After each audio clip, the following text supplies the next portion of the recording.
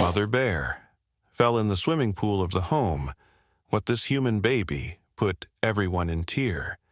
If you love my content, consider supporting it with a super thanks.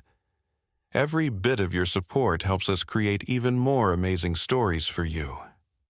The gentle morning sunlight spilled over the Dawson family's backyard, casting a golden glow across their peaceful suburban sanctuary.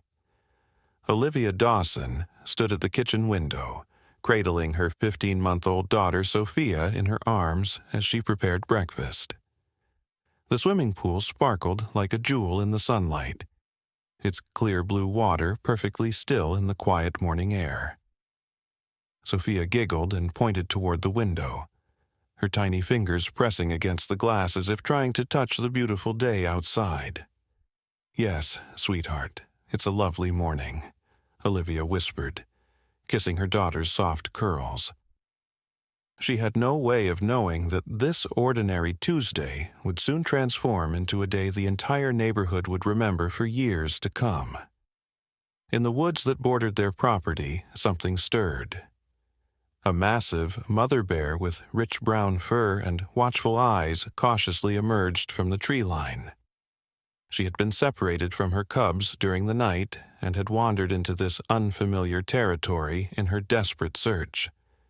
Exhausted and disoriented, the bear's normally keen senses were dulled by fatigue and worry. She moved silently across the manicured lawn, drawn by the scent of water. Back inside, Olivia placed Sophia in her playpen, surrounded by colorful toys, before returning to the kitchen to finish preparing breakfast for her husband Nathan, who was still asleep upstairs. Sophia babbled happily, pushing herself up to stand against the edge of the playpen. Her innocent eyes suddenly widened as she spotted something unusual through the large bay window that overlooked the backyard. The mother bear approached the swimming pool cautiously, her powerful frame moving with surprising grace. She leaned forward, trying to drink from the clear water, unaware of the difference between a natural pond and this man-made structure. The pool's smooth edge, slick with morning dew, offered no secure footing. As the massive animal leaned further forward, her front paw slipped. What happened next seemed to unfold in slow motion. The bear's massive body lost balance, her desperate attempt to regain footing only hastening her fall. With a tremendous splash that sent water surging over the pool's edge, the mother bear plunged into the deep end of the swimming pool. Her roar of surprise and fear shattered the morning quiet, echoing through the neighborhood like a clap of thunder. Olivia froze at the kitchen counter, the sound of splashing and distressed animal cries sending a chill down her spine.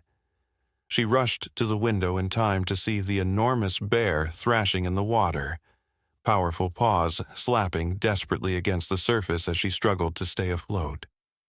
The animal's eyes were wide with panic, her movements growing more frantic with each passing second. "Nathan!" Olivia screamed, her voice breaking with fear. "Nathan, wake up! There's a bear in our pool!"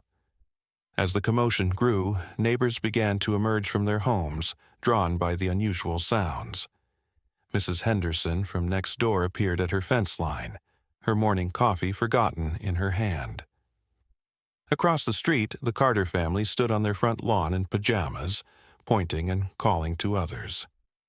Within minutes, a small crowd had gathered at the edge of the Dawson property, their faces a mixture of awe, fear, and concern.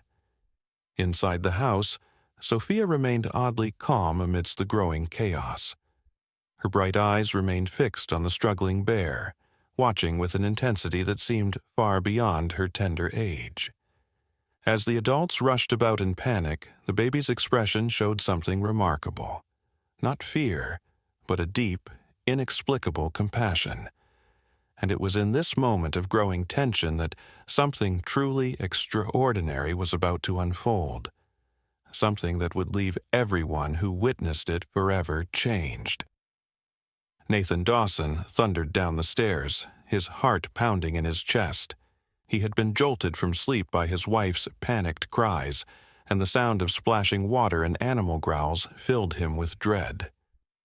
Reaching the kitchen, he pulled Olivia into his arms protectively, before looking out at the chaotic scene in their backyard. "Call animal control," he ordered, his voice steady despite the fear coursing through him. "I'll make sure all the doors are locked." The bear continued to struggle, her massive body growing increasingly exhausted. Each desperate attempt to climb out of the pool only resulted in her sliding back into the water, her claws unable to gain purchase on the smooth walls. Her eyes, wild with panic, darted around as if searching for escape. The neighbors had begun filming with their phones, their voices a mixture of excitement and concern as they debated what to do. "Someone should help her," Mrs. Henderson called out, her weathered face creased with worry. "She's going to drown if we don't do something." "Are you crazy?" shouted Mr. Carter from across the street. "That's a wild bear. It could kill someone if it gets out." As the adults argued, little Sophia watched the scene with an intensity that seemed impossible for a child her age. Her tiny hands gripped the edge of her playpen, and she began to make distressed sounds, not of fear, but as if she somehow understood the bear's plight. She bounced up and down, pointing insistently toward the sliding glass door that led to the backyard. Olivia hung up the phone, her face pale. "Animal control says they're at least 40 minutes away," she informed Nathan, her voice trembling. "They said to stay inside and keep away from the windows." But even as they spoke, something unexpected happened. Sophia, who had only recently mastered walking on her own, somehow managed to climb out of her playpen. In the chaos of the moment, with all attention focused on the bear, no one noticed as the little girl toddled across the living room floor. With determination that seemed to defy her young age, she pushed her tiny hands against the sliding glass door that Nathan had failed to fully close in his haste. The door slid open just enough for the small child to slip through. "Oh my God!" screamed Mrs. Henderson, pointing toward the Dawsons' patio. "The baby!" "The baby is outside." Olivia turned, her face transforming from worry to absolute horror as she saw her precious daughter stepping onto the sun-warmed tiles of the patio, just 20 feet from where the massive bear continued to struggle in the pool. Time seemed to freeze as every adult present was paralyzed by the same terrible realization. A 15-month-old child was now in potential danger from a frightened, desperate, wild animal. "Sophia!" Olivia screamed, lunging for the door. Nathan caught her arm, his face ashen. "Don't run," he whispered urgently. "You might startle the bear. I'll go slowly." But before either parent could move, something happened that no one could have anticipated. The bear, exhausted from her struggle, had momentarily stopped thrashing. Her dark eyes, intelligent and afraid, fixed on the tiny human that had appeared at the edge of the pool. For a breathless moment, predator and child regarded one another in a silence that seemed to stretch into eternity. Then, Sophia did something that would be recounted in hushed, wonder-filled voices for years afterward. She sat down on the edge of the patio and began to hum, a soft, gentle lullaby that Olivia sang to her each night before bed. The simple melody, carried on the morning breeze, drifted across the water toward the struggling animal. The bear grew still, her panicked movement ceasing as the child's innocent voice reached her. Her massive head tilted slightly, ears twitching forward to catch the sound. The crowd of neighbors fell silent, many of them clutching each other in fear for the child's safety. Inside the house, Olivia and Nathan stood frozen, terrified to make any sudden movement that might break whatever spell had momentarily calmed the wild animal. Tears streamed down Olivia's face as she watched her baby sitting so close to danger, yet somehow seeming completely unafraid. "What is she doing?" whispered a neighbor, voice barely audible.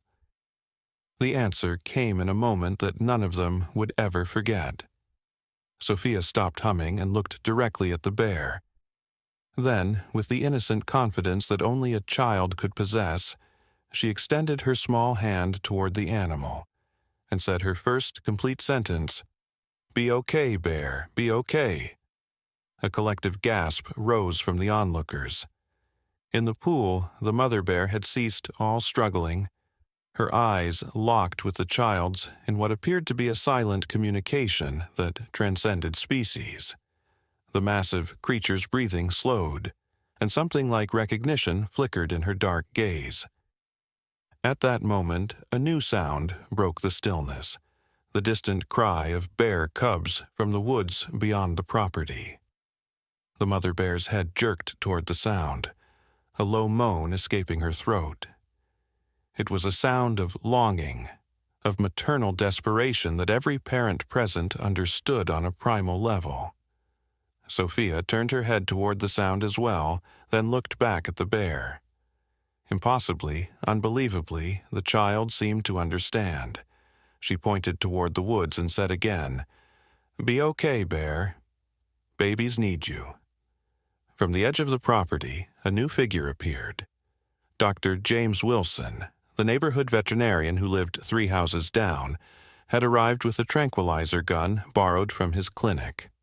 He assessed the situation quickly, his experienced eyes moving from the bear to the child and back again. "Everyone, stay absolutely still," he commanded in a low, authoritative voice. "I can help the bear, but we need to get the child inside first." But before anyone could act on his words, an even more unexpected twist occurred.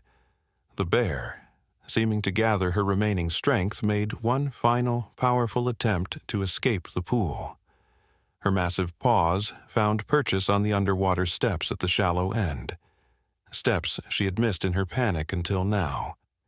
With tremendous effort, she hauled her soaking body up and out of the water. A terrified scream rippled through the crowd of neighbors. Olivia felt her heart stop as she watched the enormous predator, now free from the pool, standing less than 15 feet from her defenseless child. Nathan made a desperate move toward the door, but Dr. Wilson's voice stopped him. "Don't move," the veterinarian hissed. "Any sudden movement could trigger an attack." Time seemed suspended as the massive bear shook herself, water flying from her thick fur. Then she turned her attention fully to little Sophia, who remained seated on the patio, watching the animal with fascination rather than fear.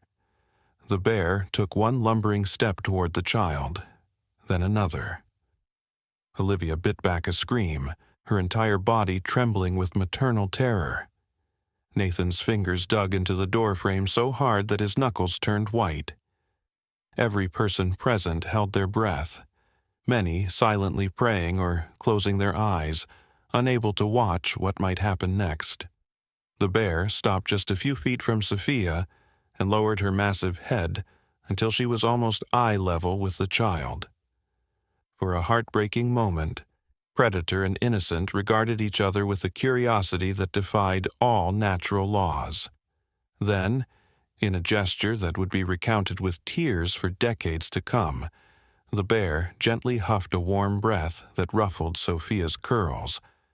The child giggled, completely unafraid, and reached out one tiny hand toward the massive creature's wet nose. "No," Olivia whispered, too terrified to even scream. But instead of harm, the bear simply allowed the small human hand to touch the tip of her nose for the briefest of moments. Then, with a gentle grunt, she turned away from the child and lumbered toward the woods, drawn by the continuing cries of her cubs. At the edge of the property, she paused and looked back once, her eyes finding Sophia again, as if in silent acknowledgement, before disappearing into the trees. The silence that followed was deafening. Then, as if a spell had been broken, chaos erupted. Olivia burst through the door and swept Sophia into her arms, sobbing uncontrollably as she checked her daughter for any sign of injury. Nathan fell to his knees beside them, his strong arms encircling both his wife and child as tears streamed down his face. Around them, neighbors alternated between cheers of relief and shocked exclamations, many wiping away tears of their own. Dr. Wilson approached slowly, his tranquilizer gun now hanging limply at his side. "In 30 years of veterinary practice," he said, his voice thick with emotion, "I have never seen anything like that. That child, your daughter, she somehow connected with that bear in a way that defies explanation." Mrs. Henderson pushed her way through the crowd, her weathered face streaked with tears. "It's a miracle," she declared, crossing herself. "That's what it is, a pure miracle." As the initial shock began to wear off, the Dawsons carried Sophia back inside, where Olivia clung to her daughter, still trembling with the fear of what might have happened. "How did you get out of your playpen, sweetheart?" she asked, brushing Sophia's curls away from her forehead. "You've never climbed out before." Sophia simply smiled and pointed toward the window where the bear had been. "Bear sad," she said simply. "Bear scared, like me when thunder." Nathan and Olivia exchanged stunned glances. Their daughter rarely spoke more than single words, yet here she was, expressing empathy for a wild animal in the clearest terms a child her age could manage. "She understood," whispered Nathan, awe in his voice. Somehow, she understood that the bear was afraid, just like she gets during thunderstorms.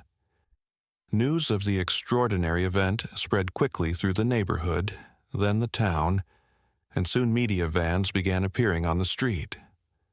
Wildlife authorities arrived to ensure the bear and her cubs were safely back in their territory, and reporters clamored for interviews with the family whose toddler had seemingly communicated with a wild bear. That evening, as the neighborhood finally quieted and the excitement began to die down, the Dawson family gathered in their living room, still processing the day's events. Sophia played contentedly with her toys, seemingly unaffected by her close encounter with a dangerous predator. Occasionally, she would look up toward the window and smile, as if remembering a friend. A knock at the door revealed Mrs. Henderson holding a small, wrapped package. "For the little miracle worker," she said, handing the gift to Olivia. "It's a children's book about bears. I thought, well, after today it seemed appropriate." As Olivia thanked her, the elderly woman leaned closer and said in a hushed tone, "You know, my grandmother used to tell stories about special children, ones who could speak to animals. In the old country, they were considered blessed." Later that night, as Olivia rocked Sophia to sleep, she couldn't help but wonder about the deeper meaning of what had transpired. How had her 15-month-old daughter known exactly what to do to calm a terrified wild animal? How had she understood the bear's distress when even the adults present had seen only danger? "You're a special little girl, aren't you?" she whispered, kissing Sophia's forehead as the child drifted off to sleep. "You saw past the fear to the heart of things."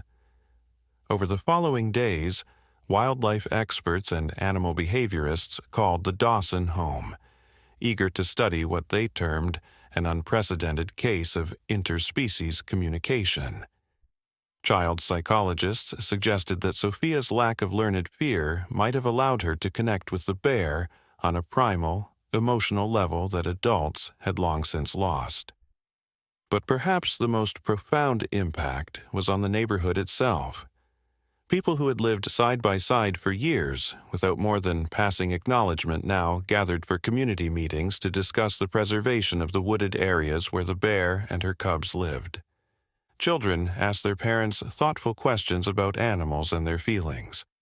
Something fundamental had shifted in how they viewed their relationship with the natural world around them. 1 week after the incident, the Dawsons received a special visitor. Dr. Rebecca Martinez, a renowned expert in animal behavior from the State University, came to meet Sophia and discuss what had happened. After spending an hour observing the child at play and talking with the parents, she sat back with a thoughtful expression. "What we witnessed here goes beyond science as we currently understand it," she admitted. "But throughout human history, there have been accounts of special connections between children and animals, moments when the barriers between species seem to dissolve, revealing a deeper understanding." "Do you think Sophia is different?" Olivia asked hesitantly, both proud and concerned for her daughter. Dr. Martinez smiled gently. "I think all children begin life with an openness that we adults lose over time. Sophia simply hasn't learned to fear what she doesn't understand. Instead, she recognized something familiar, the fear in the bear's eyes, and responded with compassion rather than her own fear." The scientist paused, watching as Sophia carefully arranged her stuffed animals in a circle. "The question isn't whether Sophia is different. The question is why the rest of us can't see the world the way she does." That evening, as the sun set over their backyard, Nathan stood with his arm around Olivia's shoulders, watching as their daughter played safely inside. The swimming pool, now covered with a newly purchased safety cover, reflected the golden light of sunset. "I keep thinking about what Dr. Martinez said," Olivia murmured, "about how Sophia sees the world differently than we do." Nathan nodded, his eyes never leaving his daughter. Maybe that's what touched everyone so deeply. For a moment, through Sophia's eyes, we all remembered what it was like to see past differences and connect on the most basic level. One living being, recognizing the fear in another and offering comfort. From the woods beyond their property came the distant sound of rustling leaves. Though they couldn't see her, the Dawsons somehow knew that the mother bear was there with her cubs, perhaps drawn back to the place where an unexpected connection had formed. For a brief moment, it seemed as if the boundary between the human world and the wild had thinned, allowing a glimpse of something profound and rarely seen. The universal language of compassion that transcends species, age, and even words.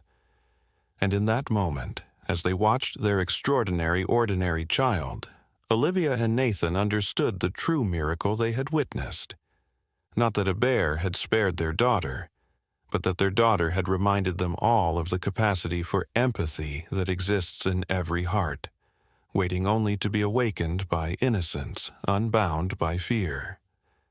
In the months that followed, the story of Sophia and the bear spread far beyond their small community.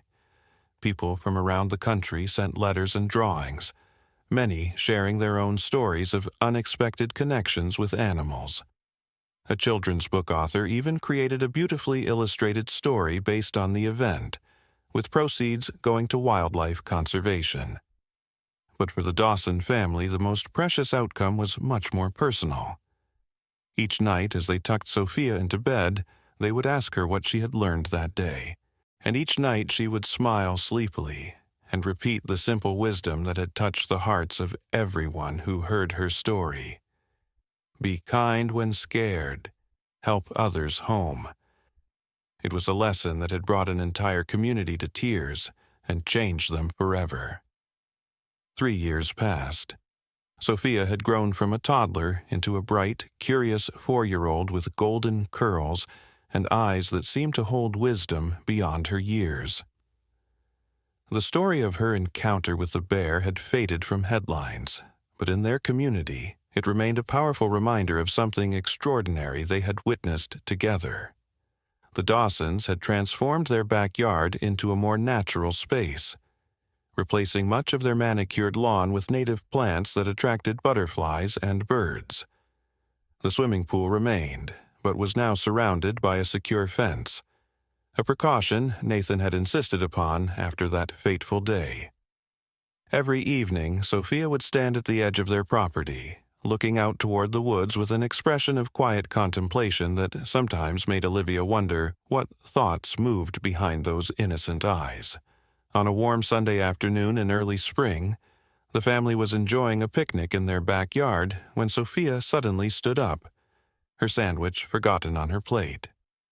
"She's back," the child said simply, pointing toward the tree line. Nathan and Olivia exchanged puzzled glances. "Who's back, sweetheart?" Olivia asked, following her daughter's gaze but seeing nothing among the trees. "The mama bear," Sophia replied with the absolute certainty that only children possess. "She wants to show me something." Before either parent could respond, a rustling sound came from the underbrush at the edge of their property. Olivia reached protectively for Sophia, her heart suddenly racing with memories of terror and wonder. Nathan rose to his feet, stepping instinctively between his family and whatever approached. From the shadows of the woods emerged a large brown bear, unmistakably the same one from 3 years before, though her coat had grown lighter with age, but this time she was not alone. 2 smaller bears flanked her, nearly full-grown, but still clearly her offspring. "Oh my God," whispered Olivia, pulling Sophia close.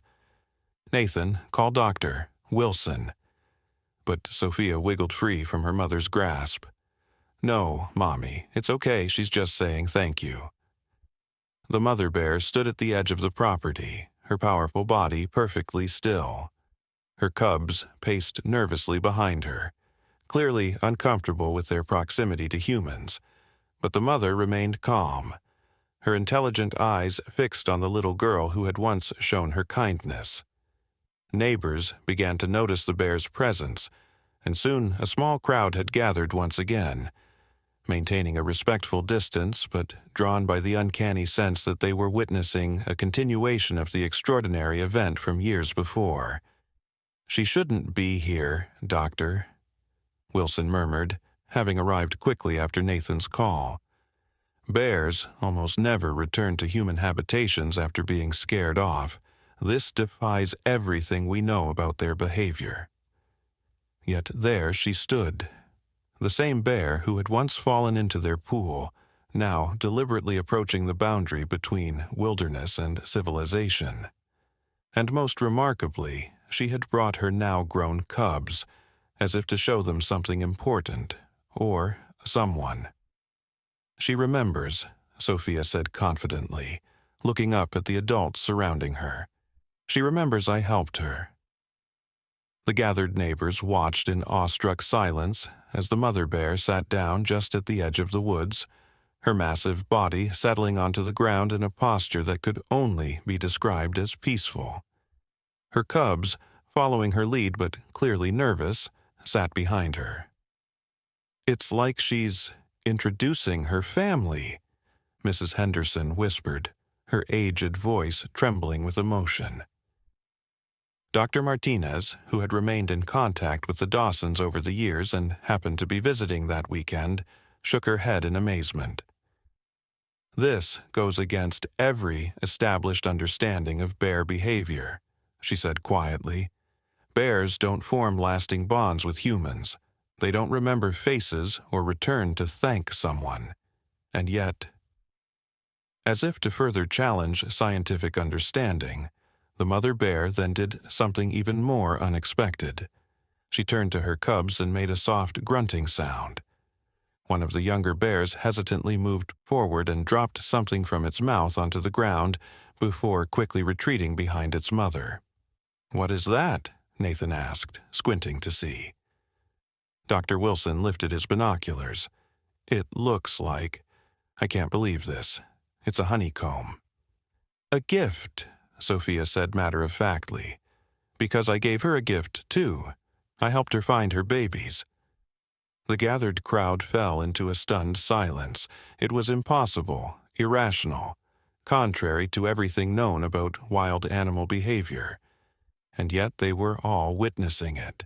A wild bear that had returned after 3 years, bringing her grown cubs to meet the human child who had helped her, and offering what could only be interpreted as a gesture of gratitude. "Sophia," Olivia said carefully, kneeling beside her daughter, "how do you know these things? How do you understand what the bear is thinking?" Sophia tilted her head, considering the question with the straightforward simplicity of childhood. I just listen with my heart, not my ears, she explained. Don't you hear them too, Mommy? The question hung in the air, challenging the adults present to reconsider everything they thought they knew about communication, about the barriers between species, about the limitations they had accepted as immutable facts of life. Dr. Martinez knelt down beside Sophia. What are they saying now? She asked gently, her scientific skepticism momentarily set aside in the face of what she was witnessing. Sophia looked back toward the bears, her expression thoughtful. The mama is telling her babies that not all humans are scary. Some humans have kind hearts. She paused, her small face growing serious. But she's also saying goodbye. They have to move deeper into the forest because more houses are being built. They won't find enough food here anymore. A painful silence fell over the gathered neighbors. Everyone knew about the new development project that had recently broken ground just a mile from their community. A luxury housing complex that would clear another 50 acres of woodland. Mrs. Henderson was the first to speak, her voice cracking with emotion. We can't let that happen. This is their home, too. Mr. Carter, who had once advocated leaving the drowning bear to her fate, now stepped forward. My brother's on the town council. If we organized a petition, got enough people involved. As the adults began to discuss possibilities, a new connection was forming. The mother bear rose to her feet and, with deliberate slowness, approached closer than she had yet dared. She stopped just 30 feet from where Sophia stood, then lowered her massive head in what looked remarkably like a bow. Without hesitation or fear, Sophia mirrored the gesture, bowing her small head in return. Then, with a soft grunt to her cubs, the mother bear turned and led her family back into the depths of the forest, disappearing among the trees as quietly as they had appeared. The neighborhood erupted into action in the days that followed. What had begun as an extraordinary encounter between a child and a wild animal had catalyzed something unexpected, a community's awakening to their responsibility toward the natural world around them. The Save Riverside Woods campaign, as it came to be known, spread rapidly. Local media, remembering the story of Sophia and the bear from years earlier, eagerly covered the new development. Environmental groups offered support and expertise. Hundreds of signatures were gathered on petitions, and town council meetings overflowed with concerned citizens.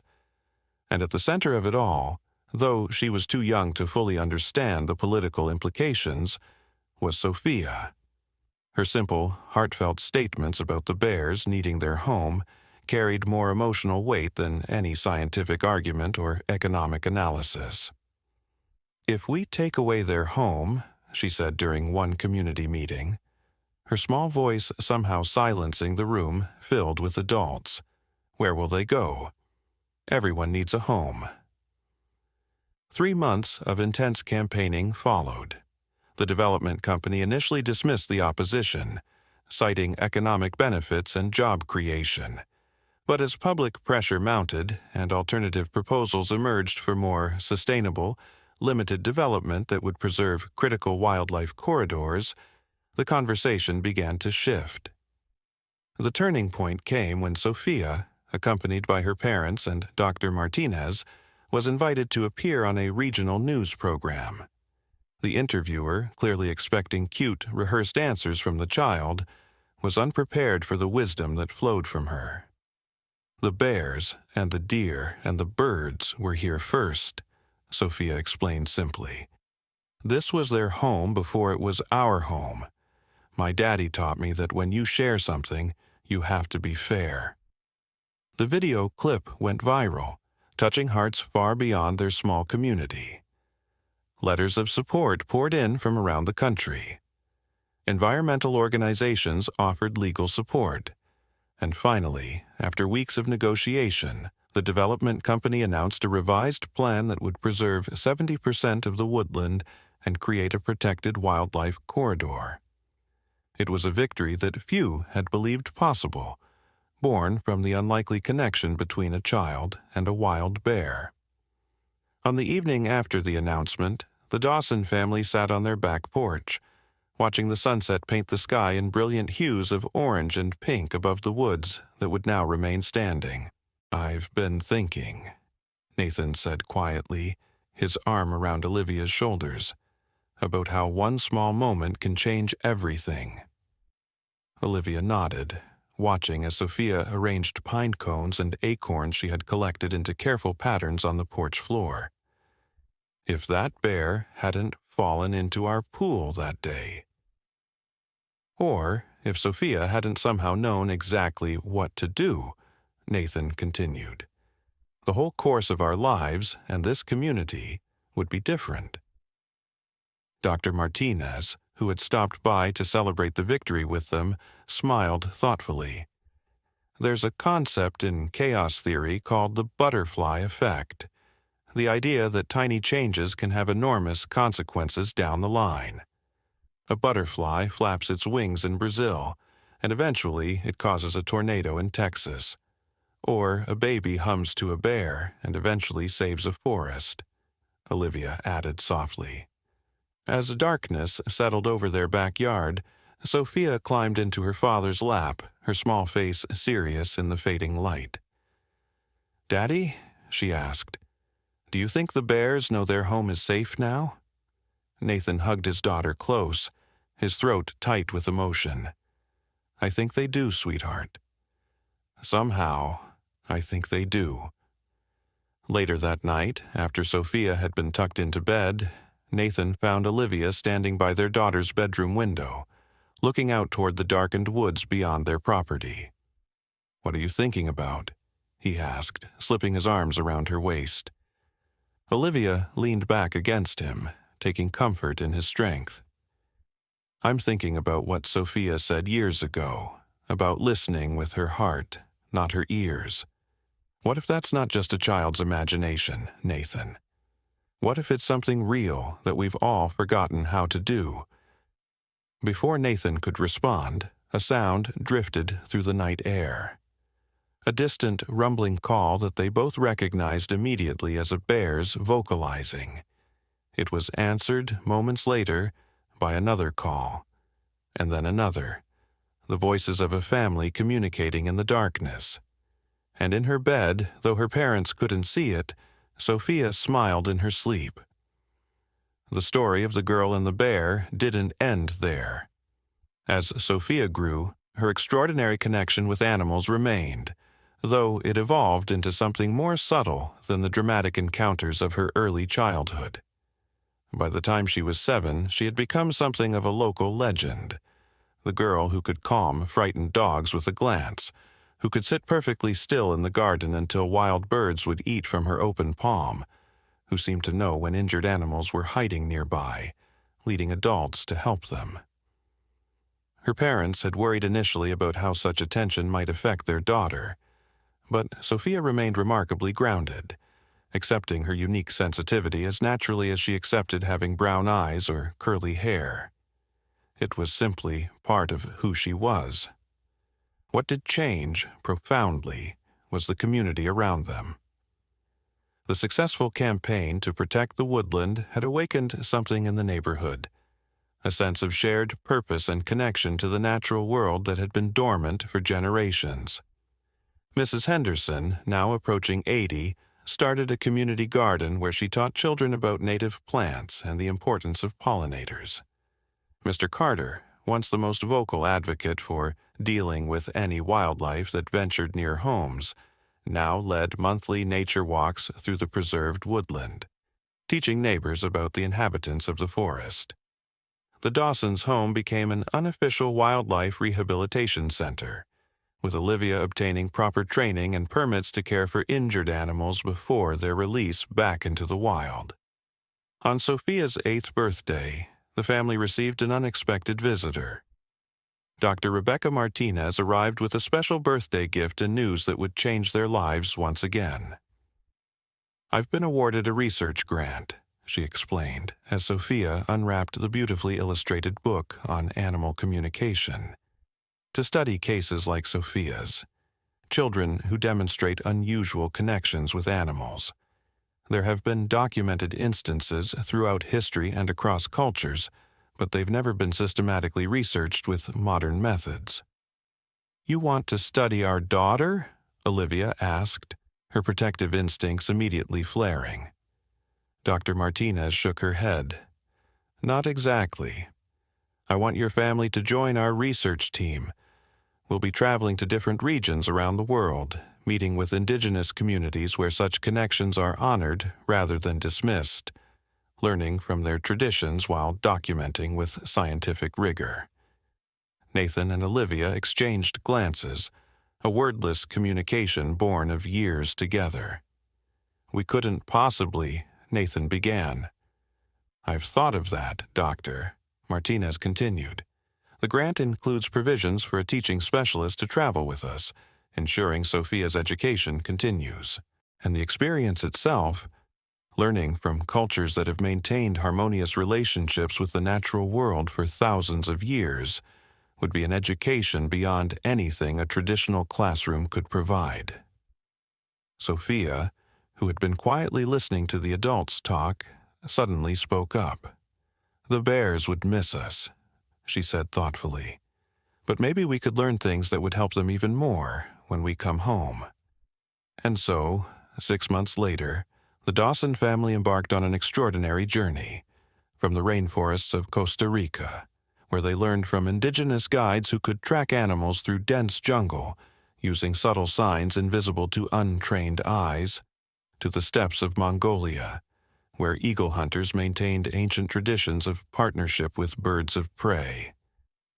In northern Canada, they spent time with Inuit communities who spoke of the importance of respecting the spirits of the animals they hunted. In Tanzania, they witnessed the Maasai's deep understanding of the savanna ecosystem and its inhabitants. Throughout their travels, Dr. Martinez carefully documented Sophia's interactions with animals in diverse environments, gathering evidence of something that defied easy scientific explanation but couldn't be dismissed as mere coincidence or imagination. Other children with similar gifts were identified, studied with respect and care, their abilities compared and contrasted. Patterns began to emerge, common elements that transcended cultural differences. Children who possessed this unusual sensitivity often displayed it before they could speak. They showed extraordinary empathy not just toward animals but toward other people as well. Most had experienced a significant encounter with a wild animal at a young age, much like Sophia's meeting with the bear. And perhaps most intriguingly, in every culture they visited, there were ancient traditions that recognized such children as specially gifted, as bridges between the human and natural worlds, their abilities not dismissed as fantasy but honored as valuable to the community's survival and harmony with their environment. 2 years into their journey, the research team was in the remote mountains of Japan, living with a small community that maintained ancient traditions of coexistence with the natural world. There, 10-year-old Sophia met 93-year-old Hana Takahashi, who had been recognized in her childhood for having the same gift. The elderly woman took Sophia's hands in her own gnarled ones and spoke softly in Japanese, which Dr. Martinez translated. "She says she has been waiting for you.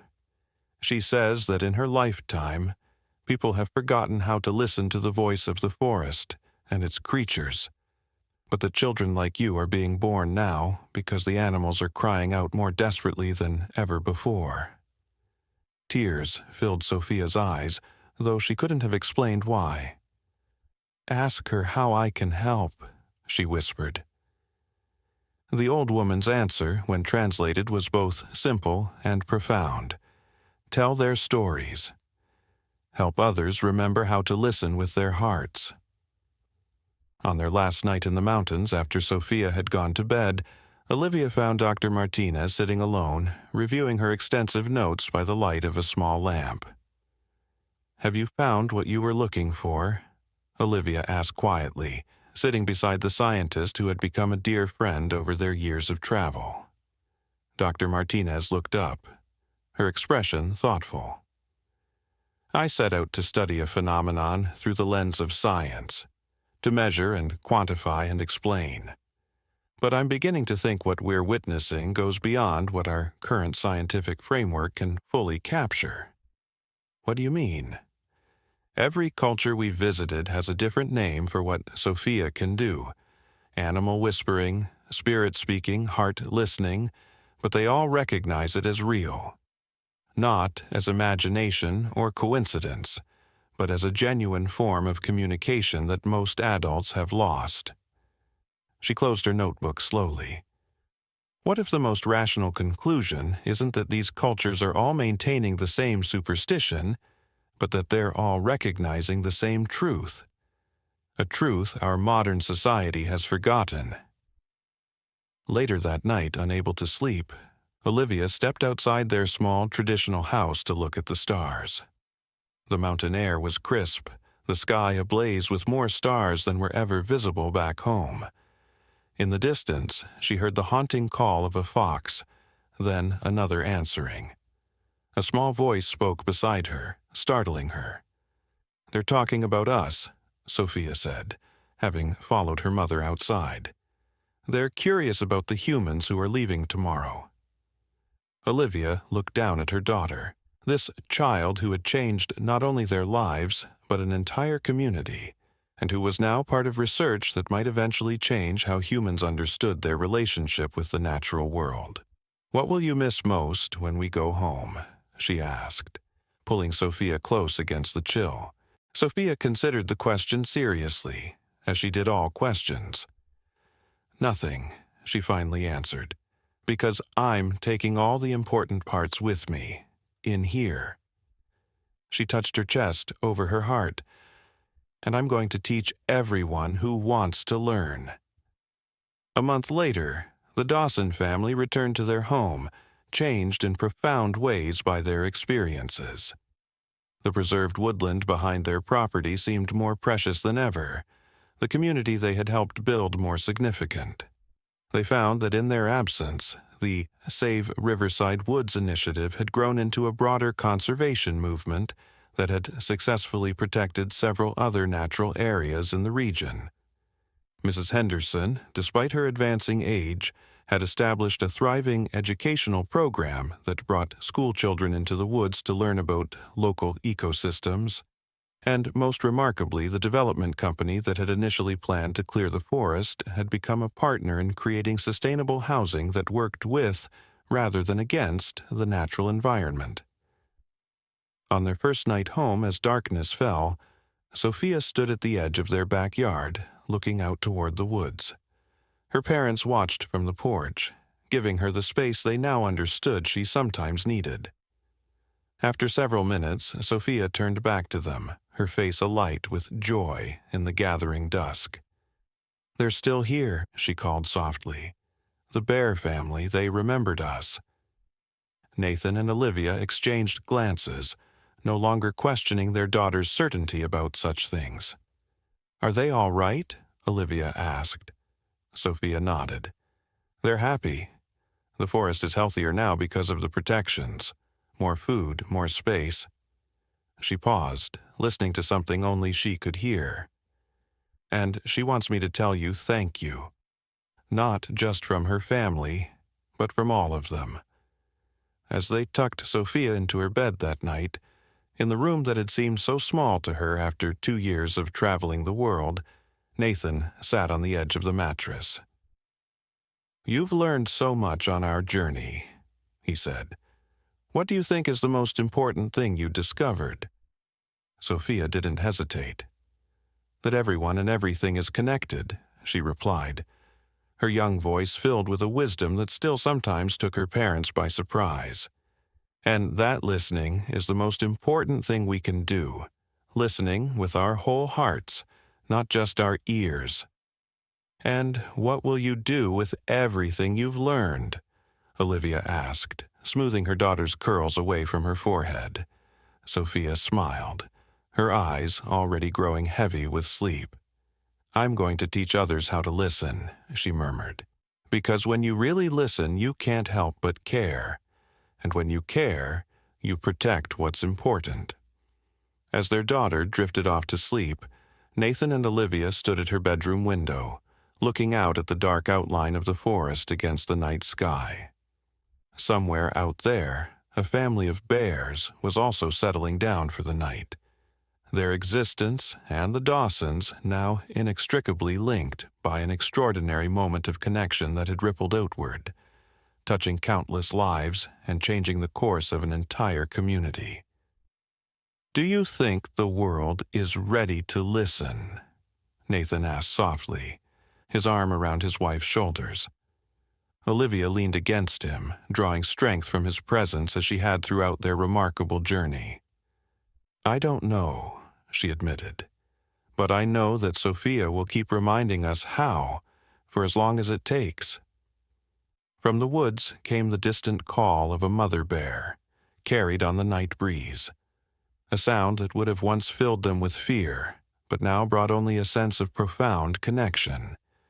And beside them, their extraordinary ordinary daughter smiled in her sleep, already dreaming of the next chapter in a story that had begun with a single moment of fear, transformed by the purest form of compassion.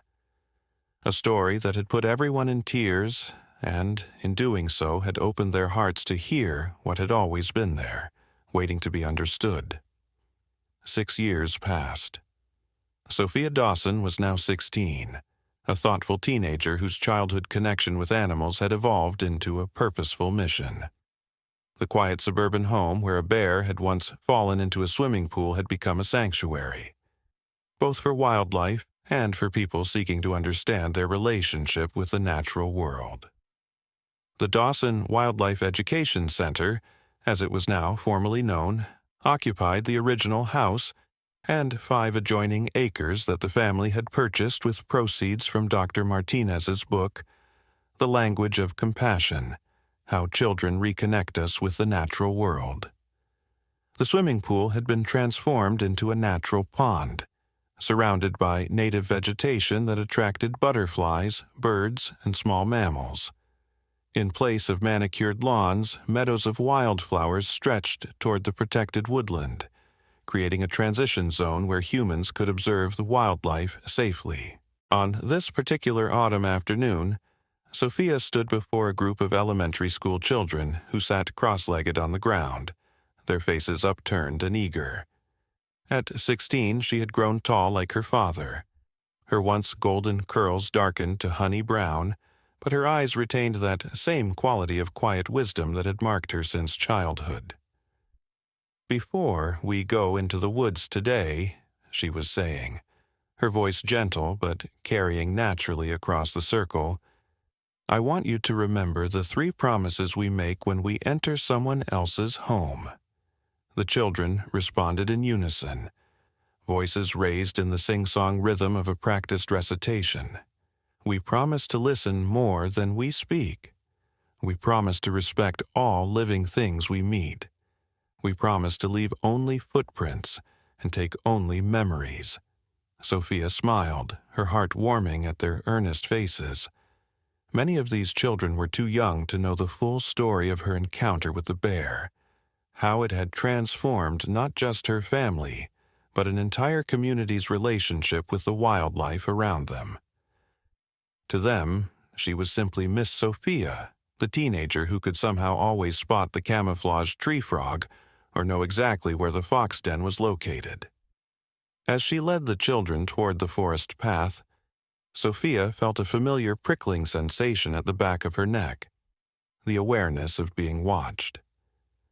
Glancing toward the tree line, she caught a glimpse of movement that most humans would have missed, the dark shape of a large animal observing from a distance. "Miss Rivera," she called softly to the teacher supervising the field trip. "Could you take the lead for a moment? I need to check something." The teacher nodded, well accustomed to Sophia's occasional detours during these educational walks. As the children continued along the path with their teacher, Sophia stepped off the trail and moved quietly toward the place where she had sensed the presence. "Hello, old friend," she whispered as she approached a thicket of dense undergrowth. From the shadows emerged the mother bear, now elderly by bear standards, her muzzle grayed and her movements slower than they had once been. Throughout the years, their paths had crossed periodically, never with danger, always with a sense of mutual recognition that defied scientific explanation. Dr. Martinez had documented these encounters extensively, though she was careful to ensure that Sophia's privacy was protected, referring to her in published papers only as Subject S. The bear huffed softly, a sound that Sophia had come to understand as acknowledgement. But today, something was different. The animal's eyes held a distress that Sophia immediately sensed. "What's wrong?" she asked, kneeling to bring herself closer to eye level, maintaining the respectful distance they had established over years of these extraordinary meetings. The bear made a low moaning sound, then turned her head toward the deeper forest. Sophia felt a familiar sensation, not words exactly, but impressions and emotions that formed a kind of understanding in her mind. Something was wrong in the forest. Something that concerned not just this bear, but all the creatures who called the woodland home. "Show me," Sophia said simply. The bear turned and began moving slowly into the forest, pausing occasionally to look back, ensuring that Sophia was following. This was unprecedented in their years of encounters. Never before had the bear actively led her anywhere. Sophia quickly texted her mother, following the mother bear deeper into woods. "She's trying to show me something important. Don't worry, we'll stay safe. Tell Miss Rivera I'll catch up with the group later." Then, tucking her phone back into her pocket, she followed the aging bear into parts of the forest she rarely visited, beyond the well-maintained trails, beyond the areas mapped for the education center's nature walks. After 20 minutes of careful navigation through increasingly dense undergrowth, they reached a small creek. The bear stopped, sniffing the air anxiously, then looked pointedly at the water. Sophia knelt beside the stream, immediately noticing something unusual. The clear water carried a faint oily sheen, and an odor that didn't belong in a pristine woodland creek. Something chemical and harsh. Taking out her phone, she began documenting, taking photos of the water and using a small collapsible cup from her backpack to collect a sample. As she worked, the bear watched with what could only be described as approval, occasionally making soft sounds that Sophia felt rather than heard, urging her to understand the severity of the problem. "This doesn't belong here," Sophia said aloud, as much to herself as to the bear. "Something's contaminating the water upstream. I promise you, we'll find out what it is." The bear huffed again, then indicated with her massive head that Sophia should follow further. Another 10 minutes of hiking brought them to a place where the creek widened, forming a small pond where the water eddied and swirled before continuing its journey. Here, the contamination was more evident.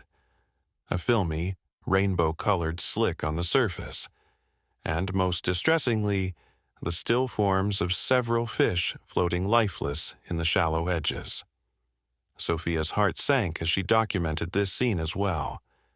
The bear made a mournful sound, nudging one of the dead fish with her snout. "This is why you came to find me," Sophia said softly, understanding flooding through her. "Your family needs this water. All the forest creatures do." The bear looked directly into her eyes, and in that moment, Sophia felt a wave of emotion so powerful it brought tears to her eyes. Trust, concern, and something that felt remarkably like hope. After all these years, the bear still believed in her, still knew Sophia would try to help, when others might not even notice the problem. "I'll fix this," she promised, her voice thick with emotion. "Just like before. I won't let this poison your home." The bear huffed softly one last time, then turned and disappeared into the forest. Her mission accomplished. She had shown the human what needed to be seen. Now it was up to Sophia to do what needed to be done. When Sophia returned to the education center that afternoon, she immediately sought out her parents and Dr. Martinez, who was visiting for the week to collect data for her ongoing research. The water samples and photographs sparked immediate concern. "This looks like industrial runoff," Nathan said grimly, examining the samples under the center's microscope. "But there aren't any factories upstream from our preserve." "Actually, there's something you should know," Dr. Martinez said, her expression troubled. "I was going to discuss this with you tonight. Westridge Chemical has purchased land about 2 miles upstream. They've been very quiet about it, but they're planning a new research facility." Olivia's face paled. "Westridge? But they have a terrible environmental record. Their plant in Arizona was fined millions for contaminating groundwater. And they're already polluting the creek," Sophia said firmly, pointing to the evidence she had collected.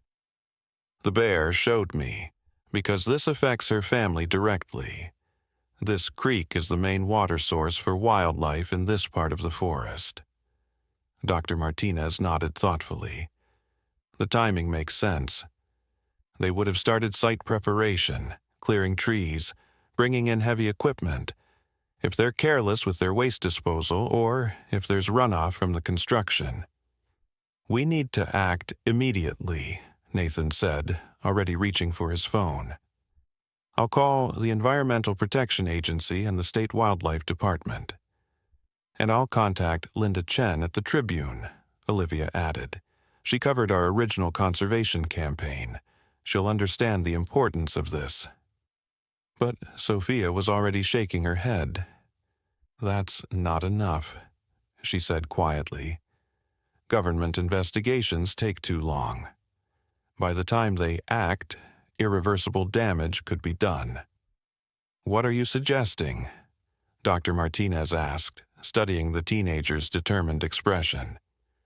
"The same thing that worked when I was a child," Sophia replied, a plan already forming in her mind. "We need to tell a story that people can't ignore, a story that makes them feel what's at stake." Within 48 hours, Sophia's bedroom had been transformed into an impromptu command center. Maps of the watershed were pinned to the walls. Water sample results were charted on her computer, and a small group of her closest friends, all members of the high school's environmental club, huddled around her desk, planning what they had begun calling Operation Clearwater. "We need concrete evidence," said Marcus Chen, the son of the Tribune journalist who had covered the original bear story. At 17, he had inherited his mother's investigative instincts and had already published several articles in the school newspaper about environmental issues. Photos of them actually dumping or mishandling chemicals, not just the results downstream. "And we need to document the impact on wildlife," added Emily Rodriguez, whose passion for biology had been inspired by growing up hearing the legend of Sophia and the bear. "Dead fish aren't enough. We need to show which species are affected and how."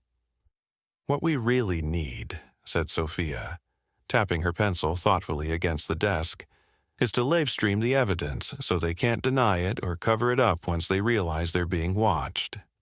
"You're talking about trespassing on corporate property," Dr. Martinez cautioned, having joined the meeting as an advisor. "That could have serious legal consequences." "Not if we stay on public land," Marcus replied, pointing to the map. "The creek itself and a narrow corridor along it are considered public waterways. We need to use drones to document what's happening without physically entering their property." As they debated strategies, Sophia's phone buzzed with a text message from Mrs. Henderson.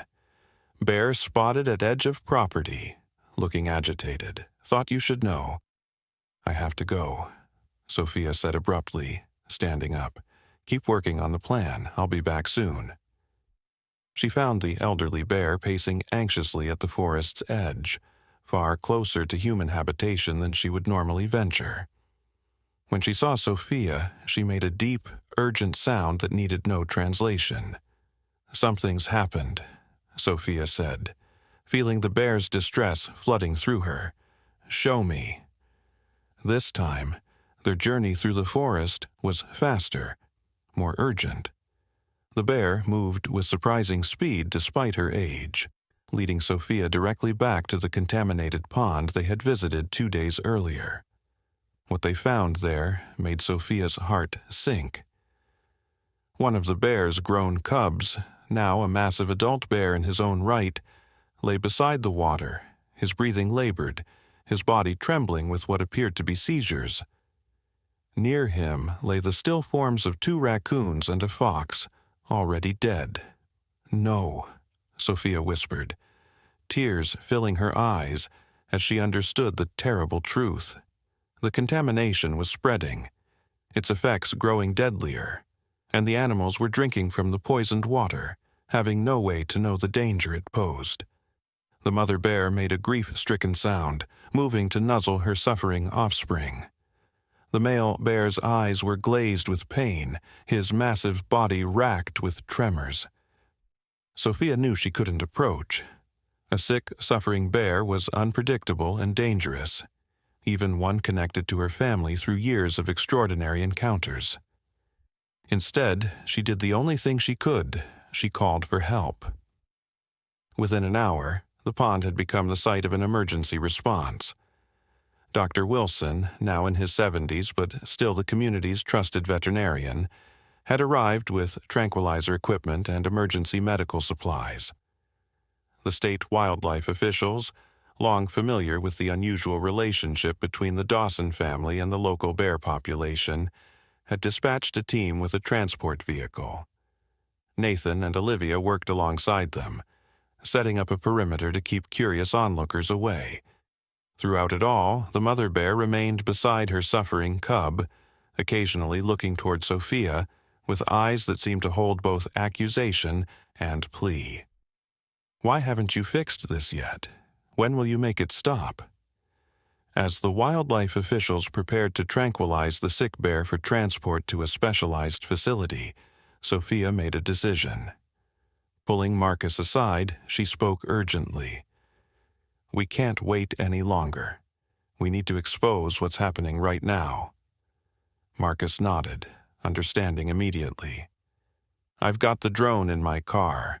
Emily has the water testing kits. We can go upstream and document the source today. No, Sophia shook her head. I have a better idea. We bring the story here, now, while it's happening. Your mom's a journalist. Call her. Tell her to bring a camera crew. We'll show the world exactly what corporate negligence looks like when it's killing actual living creatures. As the sick bear was carefully loaded into the transport vehicle, Sophia stood beside the mother bear, an extraordinary tableau that didn't go unnoticed by the gathering crowd. The aged bear, her eyes fixed on her suffering offspring, made no aggressive moves toward the humans working to help him, almost as if she understood their intentions. When Linda Chen arrived with a camera operator from the Tribune, the scene was already powerful enough to break the hardest heart. Wildlife officials in hazmat suits collecting dead animals from around the pond. Dr. Wilson monitoring the tranquilized bear's vital signs as it was prepared for transport. Local children who had come to love the forest through the education center's programs, watching with tears streaming down their faces. But it was Sophia, standing resolute beside the elderly mother bear who had first connected with her 16 years earlier, that made the image unforgettable. 16 years ago, a bear fell into our swimming pool, and a baby's compassion changed how our community sees its relationship with the natural world, Sophia said, looking directly into the camera, her voice steady despite the tears in her eyes. Today, that same bear's family is being poisoned by chemicals dumped into the creek that provides water for every living thing in these woods. This isn't just an environmental issue. This is about our neighbors, our friends, the creatures who share this land with us. As she spoke, the mother bear made a soft, mournful sound that the microphones captured perfectly. A sound that seemed to underscore Sophia's words with a grief too profound for human language. The footage, broadcast initially on the local news and then picked up by national networks, went viral within hours. The image of Sophia standing beside the bear, speaking with quiet intensity while gesturing to the environmental devastation around them, became instantly iconic, a symbol of humanity's complex relationship with the natural world. Westridge Chemical issued immediate denials, claiming their construction site followed all environmental regulations. But they hadn't counted on the thoroughness of Operation Clear Water.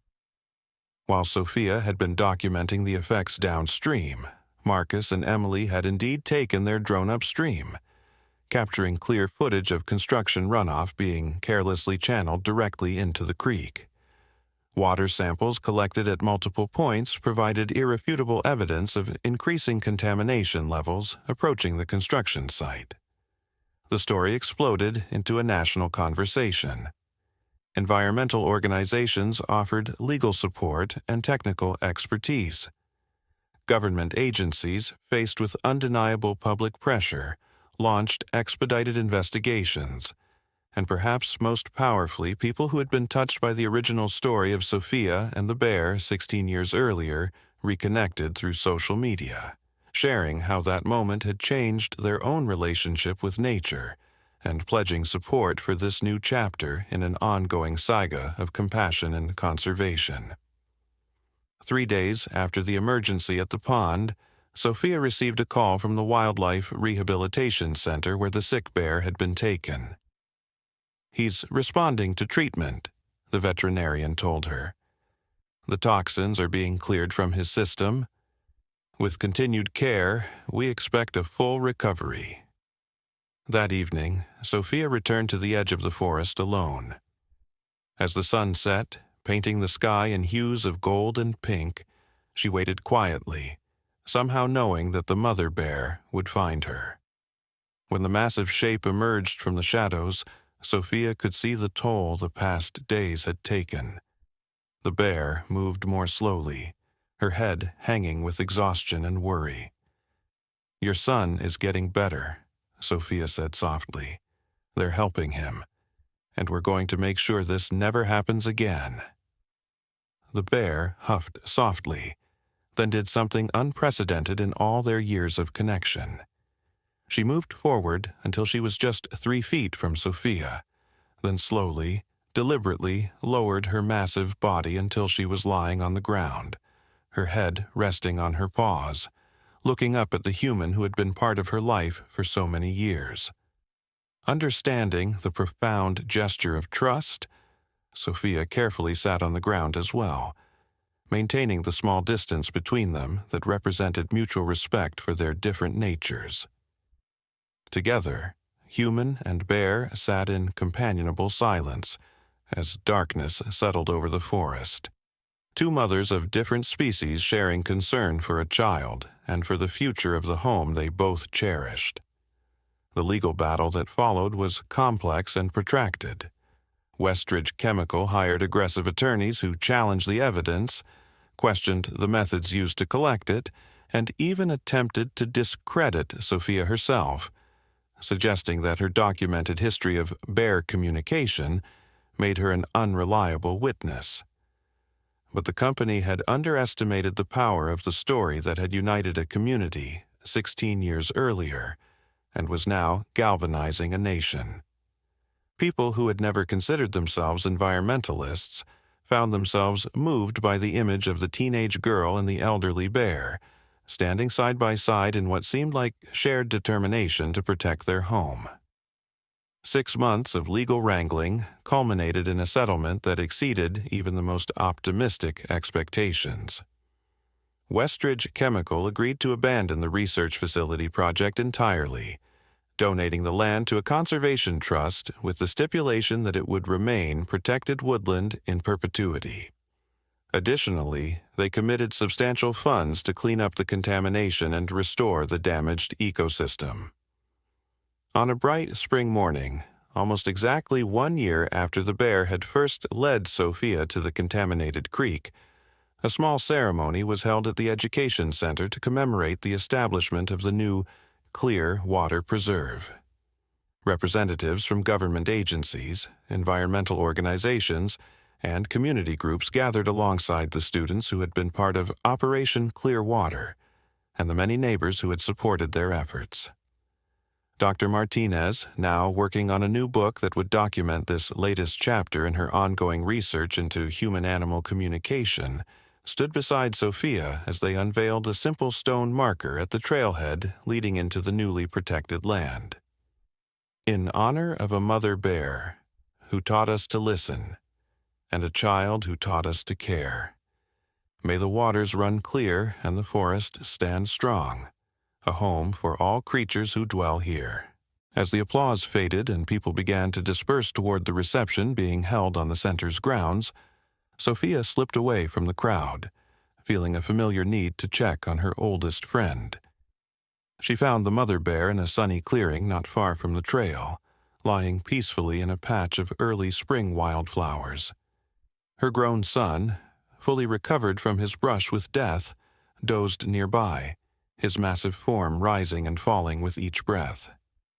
Sophia approached quietly, but the elderly bear's ears twitched, sensing her presence even before she came into view.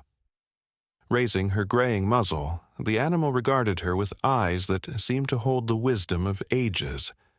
For 16 years, their lives had been interconnected in ways that defied conventional understanding. A bond that had begun with fear, transformed by innocence, that had evolved through shared purpose and mutual respect, that had changed not just their lives, but countless others around them. As Sophia sat on a fallen log nearby, the bear made a soft sound that seemed to carry both acknowledgement and contentment. The threats had been faced together, the battles fought and won. The water ran clear again, the forest was safe, and generations of bears yet unborn would drink from unpolluted streams because of what they had accomplished together. No words were needed between them. In the dappled sunlight of the clearing, with spring unfolding around them in tender green shoots and delicate blossoms, they simply enjoyed each other's presence, a friendship that had begun with a splash of terror and now rested in peaceful companionship. And it occurred to Sophia, as she watched the elderly bear dozing in the sun, that perhaps this was the greatest gift their unique connection had offered. Not just the chance to protect a forest or clean a stream, but the opportunity to truly know another living being across the boundaries of species and language. To recognize the same love, the same fears, the same determination to protect what mattered most. In that recognition lay the seed of a greater healing, not just for a contaminated creek or a poisoned bear, but for the ancient divide between humans and the natural world of which they were, despite all forgetting, still irrevocably apart. 10 years later, 26-year-old Dr. Sophia Dawson stood at a podium in Stockholm, Sweden, preparing to accept the prestigious Environmental Protection Award for her revolutionary work in wildlife communication and conservation. The journey from a suburban backyard to this international stage had been extraordinary by any measure, yet somehow felt like the natural unfolding of a story that had begun with a bear falling into a swimming pool. The audience, scientists, activists, government officials, and journalists from around the world fell silent as she began to speak. "When I was 15 months old," she said, her clear voice carrying through the hall, "a mother bear fell into my family's swimming pool. What happened next has been documented, studied, disputed, and celebrated. Some call it a miracle, others a coincidence, Still others, the natural empathy of a child not yet taught to fear the wild. She paused, looking out at the attentive faces. But the truth is both simpler and more profound than any of these explanations. What happened that day was a moment of recognition. One living being seeing past fear to the heart of another living being's need. It was a connection that transcended the boundaries we imagine separate us from the natural world. On the screen behind her appeared the iconic photograph that had launched her career. 16-year-old Sophia standing beside the elderly mother bear, both of them looking directly at the camera with what appeared to be shared purpose and determination. That bear taught me to listen with more than my ears. She taught me that when we truly pay attention, with our whole hearts open to understanding, we can hear what other species are telling us about the world we share. She touched a small pendant she wore, a simple bear paw print cast in silver, containing within it a tiny vial of clear water from the creek they had fought to save. 7 years ago, that remarkable bear died peacefully in the forest she had always called home. She lived to see her grand cubs born, to drink from clean waters, to know that her home would remain protected for generations to come. And in her final weeks, she allowed me to sit with her, day after day, as she prepared for her journey beyond this world. Sophia's voice grew softer, thick with emotion, yet never faltering. On her last day, as the sun was setting, she placed her paw over my hand, the only time in 20 years of connection that she initiated physical contact. In that moment, I felt her passing to me not just a farewell, but a responsibility, to continue listening, to continue speaking for those whose voices humans have forgotten how to hear. The hall remained utterly silent, captivated by the power of her words and the quiet authority with which she delivered them. The research we're conducting at the Interspecies Communication Institute isn't about teaching animals to understand human language or training them to perform tasks for human benefit. It's about remembering how to understand what they are already telling us, about their needs, about the health of the ecosystems we share, about the impact of human activities on their ability to survive and thrive. She gestured to the screen, which now showed images of researchers working with various species around the world: wolves in Yellowstone, elephants in Kenya, whales in the Arctic, each paired with a human who had demonstrated unusual abilities to connect with them. We've identified over 300 individuals worldwide with enhanced abilities to sense and interpret animal communication. Not mystics or self-proclaimed animal whisperers, but ordinary people, many of them children, who simply haven't lost what might be a natural human capacity for interspecies understanding. She smiled slightly, acknowledging the skepticism that had followed her work since its inception. I'm well aware that many in the scientific community remain unconvinced. The mechanisms behind what we're documenting don't fit neatly into current neurological or psychological frameworks. But the results speak for themselves. Our wildlife monitoring programs have identified environmental threats months before conventional testing would have detected them. Our habitat preservation initiatives have increased endangered species populations by creating environments that truly meet their needs, not just our assumptions about them. Her expression grew more serious. As climate change intensifies and habitats continue to fragment, the ability to truly understand what other species need isn't just a scientific curiosity. It's an essential tool for conservation. We cannot protect what we do not understand, and we cannot understand if we do not listen. She straightened her shoulders, her voice ringing with quiet conviction. The story that began with a bear in a swimming pool and a baby who wasn't afraid continues today in our work.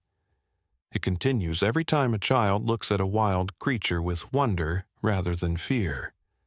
It continues when we recognize that the boundary between human and animal isn't a wall, but a doorway, one we can choose to walk through with open hearts and minds.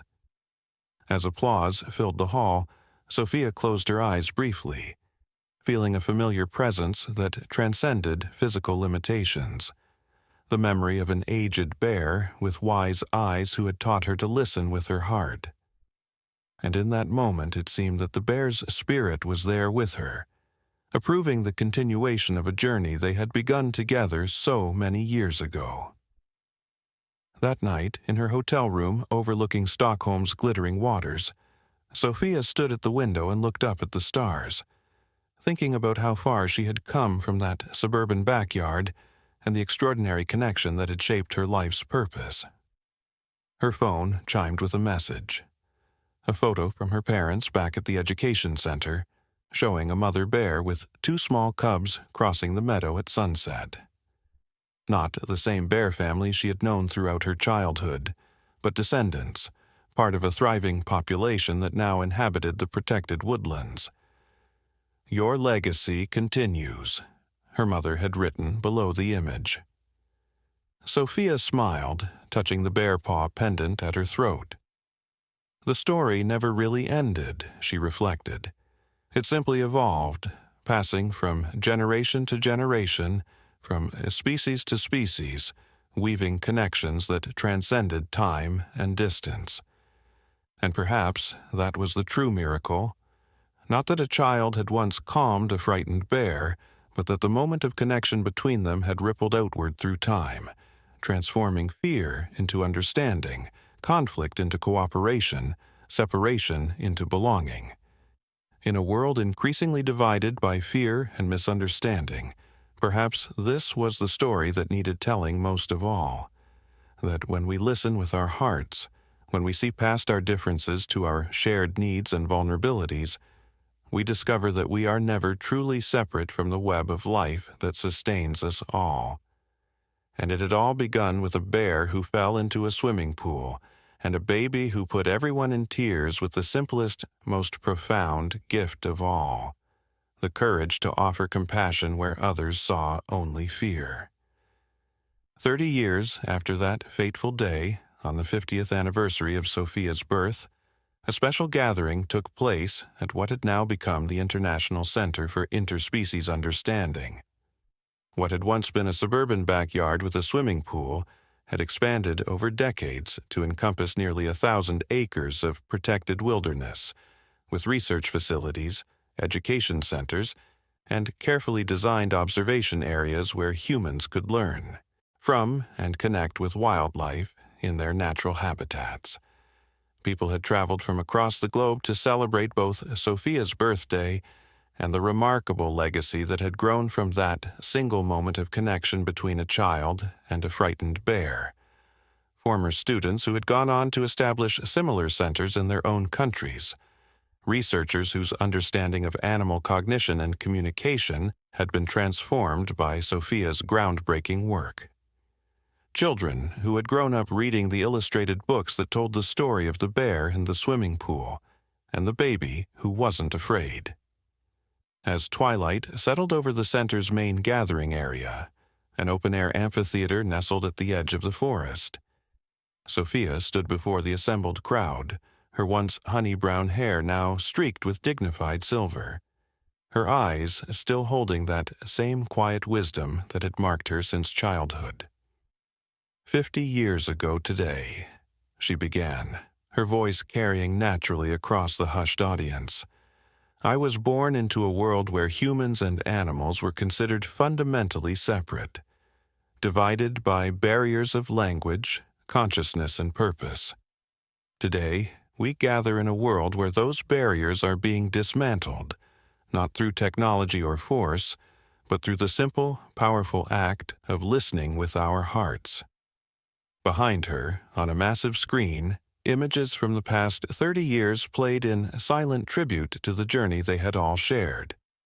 The teenage Sophia standing beside the elderly mother bear during the water pollution crisis. Dr. Sophia Dawson accepting her first international award. The establishment of the Interspecies Communication Institute. the groundbreaking research that had identified the neurological pathways that enabled certain humans to perceive and interpret animal communications. The worldwide network of sanctuaries and research centers that now formed a global community dedicated to healing humanity's relationship with the natural world. What began as a moment of crisis, a wild animal trapped in a human environment, a child responding with instinctive compassion, has blossomed into a movement that is changing how we understand our place in the web of life, Sophia continued. Not as masters or managers, but as participants in a conversation as old as life itself. She paused, looking out over the faces illuminated by the soft glow of lanterns as darkness settled more deeply around them. Many of you have asked me over the years what it felt like. That first moment of connection with the bear. Was I afraid? Did I somehow know, even at 15 months old, that this moment would define the course of my life? She smiled, the expression lighting her face with warmth that reached every person present. The truth is both simpler and more profound than that. I wasn't thinking at all in the way adults think. I was simply feeling the bear's fear as if it were my own, responding to her distress with the pure, unfiltered empathy that all children possess before the world teaches them barriers and boundaries and fear. A soft murmur rippled through the audience. Recognition, perhaps, of that lost capacity for connection that many had rediscovered through their work with the center. What I've come to understand over these 50 years, Sophia said, her voice growing softer, compelling them to lean in, to listen more deeply, is that this ability never truly leaves us. It simply goes dormant, buried beneath layers of learned separation and fear. And when we allow ourselves to feel once more, to truly open our hearts to the emotions, needs, and experiences of other living beings, we remember that we have always been part of something greater than ourselves. At the edge of the forest that bordered the amphitheater, movement caught the attention of those seated nearest the trees. Gasps of wonder spread through the crowd as several bears emerged from the shadows. Descendants of that original mother bear who had fallen into a swimming pool 30 years earlier, whose lineage had continued to share these woods with the humans who had learned to respect and protect them. Sophia turned, unsurprised, as if she had been expecting this arrival. One bear in particular, a massive female with intelligent eyes that seemed to hold generations of wisdom, stepped slightly ahead of the others, regarding the assembled humans with calm curiosity rather than fear. "This is Maya," Sophia said softly, though her voice still carried to every person present. "Great-granddaughter of the bear who first taught me to listen. She and her family continue to share their wisdom with us, teaching each new generation of researchers and students how to hear what has always been spoken, if only we had the heart to listen." The bear, as if understanding that she was being introduced, sat down at the forest's edge, her powerful presence a living embodiment of the bridge that had been built between worlds once thought irrevocably separate. "There's a question I'm often asked," Sophia continued, turning back to face the audience, "particularly by skeptics or those encountering our work for the first time. They ask, what do the animals say to you? What great wisdom do they impart?" Her laughter, warm and genuine, rippled through the gathering. The animals don't speak in philosophical treatises or mystical revelations. They speak of what matters most: safety for their young, clean water to drink, forests to roam, the freedom to live according to their nature. They speak of hunger and fear, of joy and play, of connection and belonging. They speak, in essence, of the same fundamental needs and experiences that form the core of human existence as well. She extended her hand toward the bears watching from the forest's edge. And in that recognition lies the most profound truth I've discovered in 50 years of listening. We are not separate from the web of life that sustains us. We have never been separate except in our own minds. The boundaries we've created between human and animal, between civilization and wilderness, between self and other, exist only in our perception, not in reality. Sophia moved across the stage to stand beside a simple stone marker similar to the one that had been placed at the trailhead so many years before, but with new words carved into its surface. She rested her hand upon it as she spoke her final words of the evening. The legacy we celebrate tonight isn't mine. It belongs to a bear who fell into a swimming pool and a baby who reached out in compassion. It belongs to every person who has ever paused to really listen, to really see, to really feel the connection that has always existed between all living beings. And it continues through each of you, through every heart opened, every mind changed, every barrier dissolved through the simple revolutionary act of listening with love. As she finished speaking, something extraordinary happened, something that would be recounted with tears of wonder for years to come. Maya, the great-granddaughter of the original mother bear, rose from her sitting position and made a soft, melodious sound that carried clearly through the hushed gathering. One by one, the other bears joined in, creating a chorus of gentle vocalizations that seemed to embrace the humans present in a moment of shared communication that transcended the need for translation. And then, in a gesture that left even Sophia breathless with wonder, Maya raised her massive paw and placed it over her heart. A gesture she had never been taught, had never been trained to perform, yet one that communicated across the species barrier with unmistakable clarity. Throughout the amphitheater, humans instinctively mirrored the gesture, placing their hands over their own hearts in silent recognition of the profound bond being acknowledged between species. Some wiped away tears. Others simply closed their eyes, absorbing the power of a moment that seemed to exist outside of time itself. As twilight deepened into night, with stars appearing one by one above the gathering, Sophia felt the presence of that first mother bear, not as a memory, but as an ongoing connection that had never truly been broken by death or time. In that moment of silent communion between humans and bears, past and present, she understood that the story had never really been about her at all. It had always been about the possibility that existed in every heart, the possibility of seeing beyond fear to the shared vulnerability and need that connected all living beings.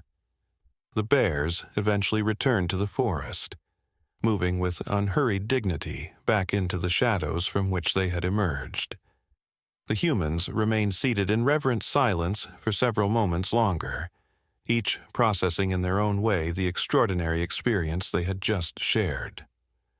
Later that night, long after the celebration had concluded and the guests had departed, Sophia walked alone to the edge of the forest. The moon cast silver light across the meadow where that first miraculous connection had occurred so many years ago. She carried with her a simple wreath of wildflowers gathered from the very spot where the elderly mother bear had lain in her final days. At the base of an ancient oak tree, the place where generations of bears had rubbed their backs and marked their presence, Sophia gently placed the wreath. No words were necessary. The gesture itself was both offering and gratitude, acknowledgement and promise. As she straightened, a soft breeze rustled through the leaves overhead, carrying with it the nighttime sounds of the forest, the gentle symphony of a world continuing its ancient rhythms of life, death, and renewal.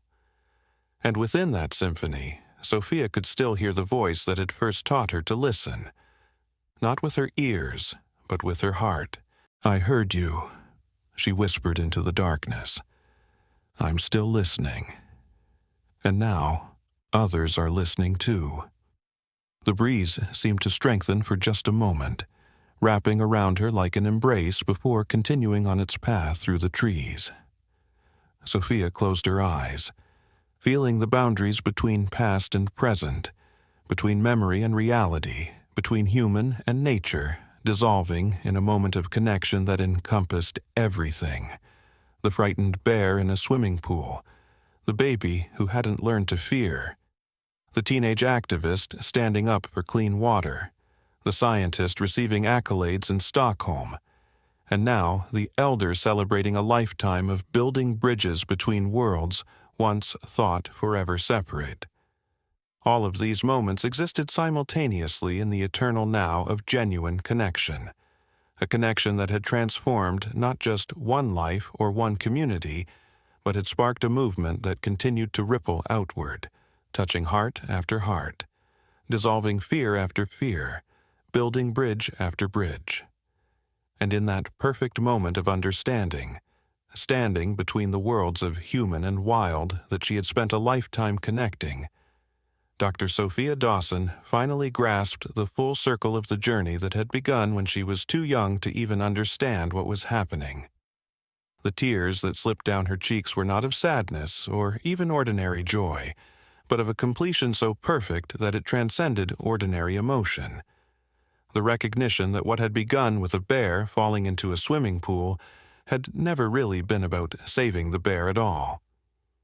It had been about the bear saving her from the forgetting that claimed most humans as they grew, the forgetting of their place in the web of life, the forgetting of how to listen with the heart, and through her, perhaps, helping to save us all. As she turned to walk back toward the center that had grown from that single moment of connection, Sophia felt a peace settle over her that was deeper than any she had known before. The peace of a story not ending, but continuing to unfold through new hearts, new minds, new possibilities for healing. The ancient divide between humans and the natural world of which they had always been and would always be, an inseparable part. Behind her, in the dark of the forest, a mother bear nuzzled her cubs, teaching them in her own way that not all humans were to be feared, that some, the special ones, still remembered how to listen. And a new generation prepared to carry forward a legacy of connection that had begun, improbably and miraculously, with a splash of water and a baby's tears that had put everyone in tears, opening hearts that had forgotten how to feel, teaching minds that had forgotten how to hear, healing a separation that had never truly existed, except in humanity's frightened imagination. The circle was complete. The story continued. And somewhere between the world of humans and the world of bears, in that sacred space where hearts open and boundaries dissolve, both past and future existed in perfect harmony, a harmony of connection, compassion, and the courage to reach across the divides that only fear creates. In the end, that was all it had ever taken, the courage to reach out, to listen, to care, the courage to remember what we have always known in the deepest chambers of our hearts, that we are never truly separate, never truly alone, never truly apart from the magnificent web of life that holds us all in its embrace. And it had all begun with a bear who fell into a swimming pool and a baby who wasn't afraid to listen with her heart.